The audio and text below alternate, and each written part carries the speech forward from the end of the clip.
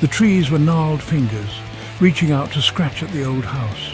It stood alone, deep in the woods. The path there was lost to time. No one dared come close, not anymore. The house was a husk, its windows like empty eyes, the paint peeled like scabs. The air around it felt heavy, burdened. It whispered of forgotten things, of shadows and secrets. The woods surrounding it were silent except for the rustle of leaves.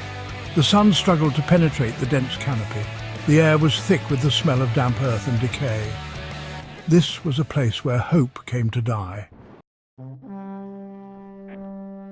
He wasn't sure why he went in. Maybe it was curiosity. Maybe it was something else. The door creaked open as if inviting him. It was a doorway to nowhere. Inside, the air was cold and still. Dust motes danced in the faint light. The house smelled of dampness and decay. Silence hung heavy, broken only by the sound of his own breathing. He took a step inside. The floorboards groaned beneath his weight. He hesitated, a shiver running down his spine. He shouldn't be here. The door slammed shut behind him with a resounding boom. He jumped, his heart pounding in his chest. He was trapped. The silence returned, deeper now, heavier. Then he heard it.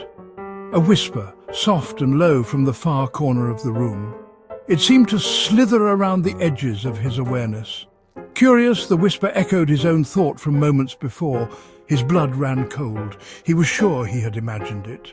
He strained to hear more, his senses on high alert. He took a step back towards where he thought the door was. His hand reached out, feeling only cold, damp air. Panic welled up inside him, threatening to consume him. The whisper came again, closer this time, clearer. Trapped, it hissed, mimicking his own fear. He was no longer sure if he had spoken the word aloud or not. He backed away further into the room. His eyes fell on a chair in the centre, its back to him. A chill ran down his spine. He could have sworn it hadn't been there before. The whispers started again, no longer repeating his words. They spoke of his deepest fears, of failures he had long tried to bury. His breath caught in his throat. How could it know? The chair creaked. He froze, his blood turning to ice. It was as though someone had just shifted their weight, settling into the seat. He didn't dare breathe. Then a voice, his own but filled with terror, echoed through the room. "Get out! Get out now!" He felt a pull towards the door, a desperate urge to flee. But the chair creaked again, holding him captive in its silent gaze. He was frozen, caught between the fear that urged him to run and the chilling curiosity that bound him to the spot.